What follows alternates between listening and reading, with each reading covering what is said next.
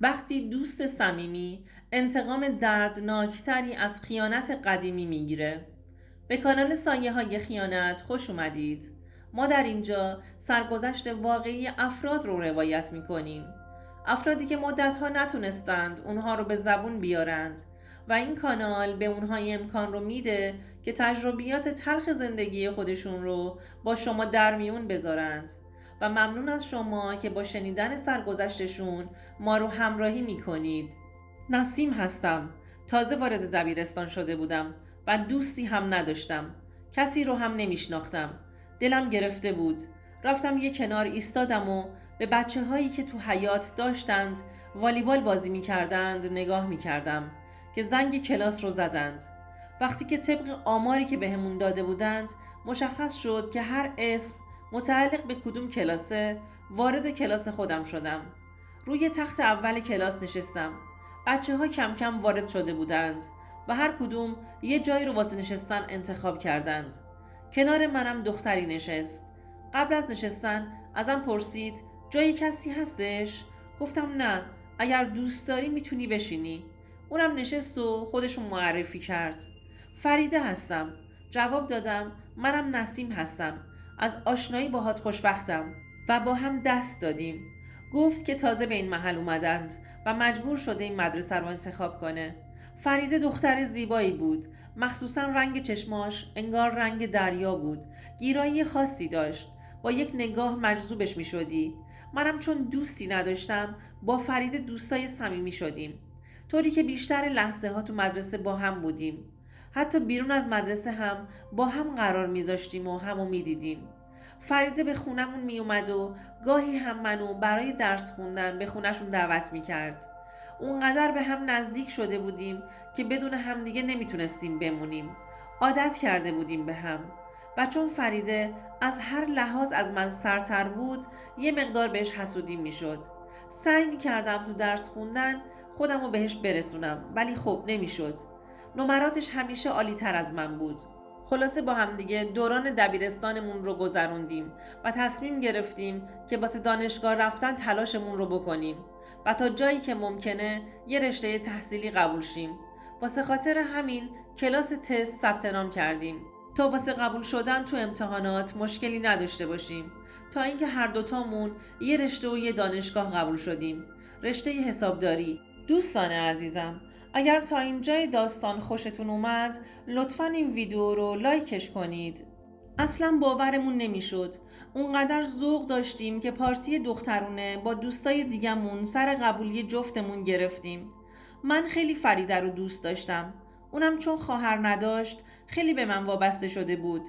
تا اینکه ترم دوم دانشگاه یه روز که طبق معمول من زودتر سر کلاس رسیده بودم، با حالتی که چشماش برق میزد وارد کلاس شد و گفت نسیم یه چیز میخوام بهت بگم. گفتم خب اول یه نفس عمیقی بکش حالا بگو. گفت اون پسره ترم بالاییه امروز تو حیاط بهم پیشنهاد دوستی داد. انگار بهم برق سه‌فاز وصل کرده بودند. گفتم کدوم پسره؟ جواب داد همون دیگه، خیلی خوشگله، جذابه. همون لحظه یه حس حسادتی بهم دست داد که نگو. جواب دادم من الان یادم نمیاد. امروزم سردرد شدید دارم. بعداً حرف میزنیم. ولی فریده تو چهرش خوشحالی موج میزد. دیگه رفتم تو فکر. با خودم گفتم چرا هیچکس به من پیشنهاد دوستی نمیده؟ مگه این چیش از من سرتره که دوست پسر پیدا کرد و من هنوز تنهام؟ خلاصه اون روز تموم شد و من تا آخر وقت همون جور تو فکر بودم. تصمیم گرفتم اگر اینا با هم دوست شدند برم به مادرش همه چیز رو بگم و میونشون رو خراب کنم. فردای اون روز به فریده گفتم دیروز یه چیز داشتی میگفتی، خب تعریف کن چیکار کردی؟ جواب داد با هم قرار گذاشتیم. شمارمو گرفت و به هم زنگ زد. قرار شد که همو ببینیم. گفتم چه خوب، حالا تو تصمیمت جدی هستی؟ گفت آره، هم خوشگله هم جذابه، هم رشته خودمونم که هست. آره ازش خوشم اومده. میخوام باهاش رفاقت کنم. تو هم اگر دوست داری وقتی که میخوام برم سر قرار با هم بیا. وقتی که دیدیش نظرت رو نسبت بهش بهم بگو. تا اینو گفت اونقدر ذوق کردم که نگو. تو دلم قند آب شده بود. پیش خودم گفتم موقع قرار بهترین تیپ خودمو میزنم که پسر از دیدن من سرش سوت بکشه، که دختر بهتری هم بوده و ندیده. خلاصه روز قرار رسید و من اون روز خوشگل ترین لباسم رو پوشیدم و موهام رو مدل درست کردم و آرایش غلیظ کردم. وقتی که رفتم دنبال فریده، با دیدن من بهم گفت مگه داریم میریم عروسی؟ چرا اینقدر آرایش کردی و به خودت رسیدی؟ در جوابش خندیدم و گفتم خواستم کلاس تو رو ببرم بالا. اونم فقط یه لبخند زد و راه افتادیم. تا سر خیابون که رسیدیم یه دربست گرفتیم تا محل قرارمون. من حتی اسم پسره رو تا اون لحظه از بس که ذوق داشتم که ببینمش شاید مخشو بزنم نپرسیده بودم. اونا توی یه پارک با هم قرار گذاشته بودند. وقتی که رسیدیم پسره از اون دور اومد جلو و با همون سلام و احوال پرسی کرد و بعد دستش رو دراز کرد و با فریده دست داد، اما با من دست نداد. از این حرکتش خوشم نیومد. گفت شاهین هستم، از آشنایی با شما خرسندم. منم خودمو معرفی کردم. رفتیم تو پارک و رو صندلی نشستیم. شاهین از خودش برای فریده میگفت که پسر حجره‌دار بزرگ بازار هستش. کلی از خودش و خانوادش میگفت. تو این مابین من حسودیم بیشتر میشد. هرچی اون بیشتر از خودش تعریف میکرد من بیشتر اعصابم به هم میریخت. دلم میخواست شاهین دوست پسر من میشد تا فریده. همونجا نظرم عوض شد و سعی کردم نقشه‌ای بچینم که اونا دوتا با هم کات کنند تا خودم با شاهین رفاقت کنم. از هر راهی وارد شدم. سعی کردم بیشتر اوقات منم باهاشون سر قرارها باشم و از فرصتها نهایت استفاده رو ببرم و شاهین رو سمت خودم بکشونم. بنابراین وقتی که کنارشون بودم شروع کردم به شوخی کردن. متوجه شدم که جنبه شوخی هم داره. شاهین هم خوشتیپ بود، هم خوشگل و الان هم که جنبه بالایی داشت. با خودم گفتم همه سعی خودم رو میکنم که به سمت خودم بکشونمش. فریده انقدر که ساده بود متوجه کارام و رفتارام نمیشد. یعنی اصلا فکرش به چیزی نمیکشید، چون خیلی بهم اعتماد داشت. منم داشتم از اعتمادش به خودم سوء استفاده می کردم. وقتی که برمیگشتم سعی می کردم از شاهین یه ایراد کوچیک بگیرم و جلوی فریده بازگو کنم. اونم حرفام زود روش تاثیر میذاشت و تو فکر فرو میرفت و ساکت میشد. یه چند ماهی همین جوری گذشت تا اینکه یه روز دیدم فریده ناراحت یه گوشه نشسته و گریه میکنه. بهش گفتم چی شده؟ چرا گریه میکنی؟ جواب داد که بین اون و شاهین هر چی بود دیگه تموم شده و با هم کات کردند. با این حرفش ظاهرا خودمو زدم به ناراحتی، ولی از ته قلبم خوشحال بودم و احساس میکردم یه قدم به هدفم نزدیکتر شدم. چند روزی گذشت. یه روز که تو حیاط دانشگاه بودم شاهین منو دید و بهم گفت ازم خوشش اومده، واسه همینه که با فریده کات کرده. با این حرفش کار من راحت تر شده بود، ولی خودمو زدم به اون راه. گفتم این نامردیه که بخوام با فریده این کارو بکنم. نمیشه که با تو دوست شم. البته داشتم فیلم بازی میکردم، ولی بعدش بهش گفتم حالا به پیشنهادت فکر میکنم. شاهین گفت زودتر جواب منو بده تا تکلیف خودم رو بدونم. بعد از چند روز به شاهین جواب مثبت دادم و با هم دوست شدیم. از این موضوع چیزی به فریده نگفته بودم، اما بچه‌های دانشگاه که دیده بودند من و شاهین داریم با هم حرف میزنیم به فریده خبر داده بودند. وقتی فهمید با عصبانیت به سمتم اومد و هرچی تو دهنش بود بارم کرد و رفت. گفت که دیگه دوستی مثل من نمیخواد. براش از اون لحظه مرده به حساب میام. منم که میدونستم مقصرم بهش گفتم من چه تقصیری دارم؟ خب میخواستی دو دستی به دوست پسرت بچسبی. اون اومد بهم پیشنهاد داد.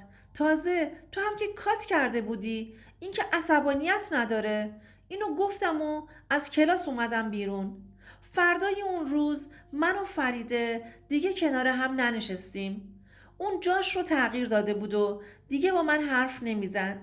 ولی من راضی بودم، چون به شاهین رسیده بودم و از هر راهی وارد می شدم که به خودم وابسته نگهش دارم. شاهین هم که آدم ثروتمندی بود خداییش برام چیزی کم نمیذاشت. من بیشتر به خاطر جذابیتش و ثروتش سمتش کشیده شده بودم. چون تو زندگیم خیلی کمبود داشتم و شاهین میتونست تمام کمبودهای منو برام فراهم کنه. هر کاری میخواست انجام میدادم. دوستی ما چند سال طول کشید. دیگه خانواده هامون هم در جریان کارامون و دوستیمون بودند تا اینکه یه روز شاهین تصمیم گرفت که ازدواج کنیم و به دور بودن از هم پایان بدیم. خلاصه اومدند خواستگاریم و ازدواج کردیم. شاهین خیلی دوستم داشت و به هم ابراز علاقه می کرد. منم سعی می کردم چیزی براش کم نذارم.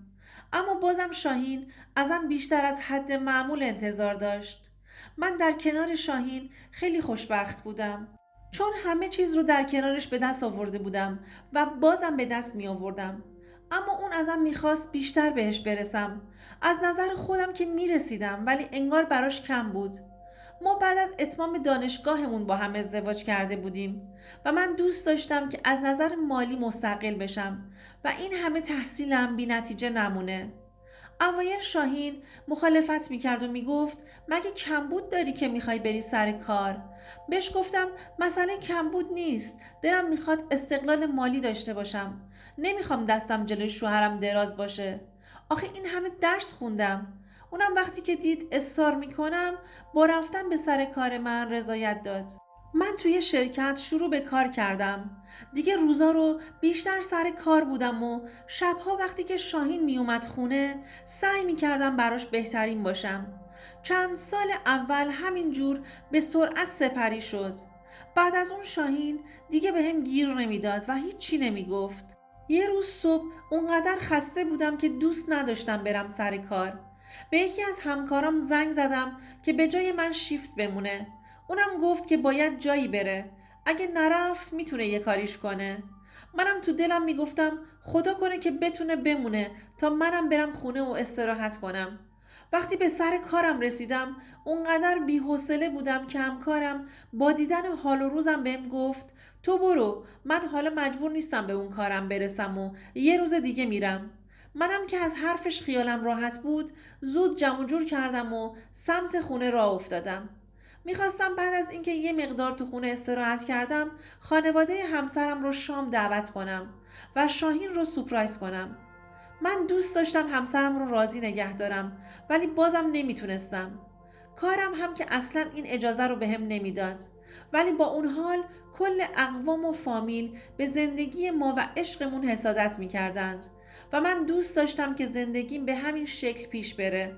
حس می کردم یه مدتی میشه که شاهین نسبت به من رفتارش تغییر کرده. دیگه به کارام گیر نمیداد و راحتم میذاشت.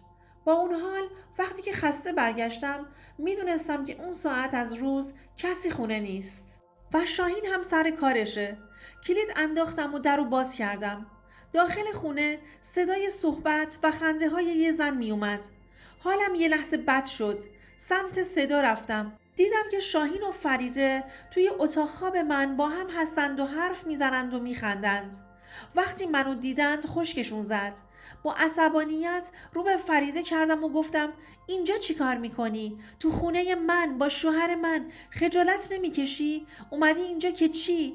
تا اومدم سمتش حمله ور بشم شاهین جلوی من وایستاد و گفت دستت به فریده بخوره من میدونم با تو. جواب دادم تو خجالت نمیکشی این زن رو آوردی تو خونه؟ تو مگه متأهل نیستی؟ این چه کاریه که با زندگیمون کردی؟ شاهین گفت کار خلافی نکردم، با زنم هستم، اینم زن سیغه‌ایم هستش. دیگه نتونستم بیشتر جلوی خودمو نگه دارم. با فریاد بهش گفتم تو چی گفتی؟ دوباره رو کردم به فریده و گفتم تو چه غلطی کردی؟ من فکر کردم تو دوست من هستی. خندید و گفت بودم، اما تو خودت گند زدی به دوستیمون. تو مجبورم کردی. شاهین اول مال من بود، تو ازم گرفتیش. تو عشقمون رو خراب کردی. بعدشم روز آخر با پررویی بهم گفتی که باید به دوست پسرم سفت میچسبیدم. حالا هم که زمین گرد نسیم خانوم، تو چرا شوهرت رو سفت نچسبیدی که سمت یه زن دیگه نره؟ چرا براش کم گذاشتی که احساس کم بود داشته باشه؟ دلم خواست فقط جیغ بکشم و مردم رو بریزم روی سرشون. رو کردم به شوهرم و گفتم تاوان این کارت رو بدجوری پس میدی. طلاقم رو ازت میگیرم و تمام مهریم رو وصول میکنم تا تو باشی از پشت بزنت خنجر نزنی و خیانت نکنی.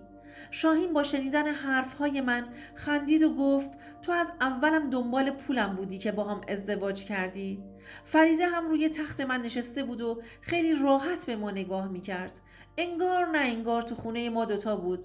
منم لباسم رو جمع کردم و از خونه زدم بیرون و رفتم سمت خونه مادرم تا کارای طلاقم رو انجام بدم.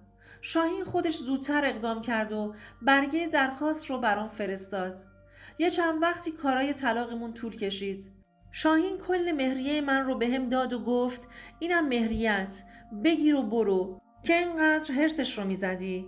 بعد از اون هم زندگیمون از هم جدا شد. من دیگه تو خونه پدرم زندگی میکردم. کلی حرف و حدیث شنیدم که چرا لیاقت نداشتم زندگی به اون خوبی رو حفظ کنم. منم همه حرفها رو تحمل می کردم تا اینکه بعد از یه مدت خبر ازدواج شاهین و فریده به گوشم رسید. از اون روز تا به الان چند ماهی هست که گذشته. من هیچ کدومشون رو نبخشیدم. اصلا فکرش رو نمی کردم که اینا دوتا هنوز هم با هم در ارتباط باشند. وقتی که تو خلوتم به فکر فرو میرم متوجه میشم که تاوان اشتباهات خودم رو پس دادم. تاوان حسادت‌های بی خودیم رو. من زندگی و عشق فریده رو چندین سال پیش ازش گرفته بودم و حالا اون همسر و عشق و زندگی منو ازم گرفت و همه چیم رو نابود کرد. ولی خودش دوباره به عشقش رسید. به این نتیجه رسیدم خوبه که انسان‌ها بتونند حسادت‌هاشون رو کنترل کنند تا با بی‌منطقی دست به کارهایی نزنند که تاوان سنگینی داشته باشه. دوستان عزیزم، اگر شما هم به این نوع سبک از محتواها علاقه‌مند هستید، این ویدیو برای تو هستش. لطفاً برای دیدن ویدیوهای بیشتر ما رو سابسکرایب کنید و ممنون که تا انتهای این ویدیو با ما همراه بودید.